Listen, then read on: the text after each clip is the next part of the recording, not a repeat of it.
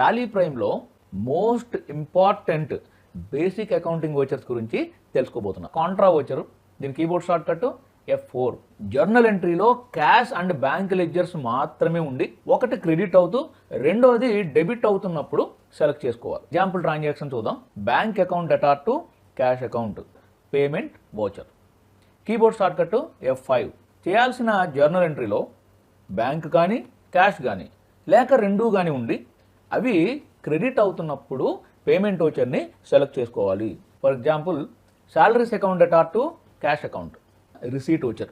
Keyboard shortcut F6. Journal ఎంట్రీలో cash bank లేక రెండు ఉండి అవి డెబిట్ అవుతున్నప్పుడు ఈ వోచర్ సెలెక్ట్ చేసుకోవాలి. Example transaction cash account debtor to dividend account, purchase voucher.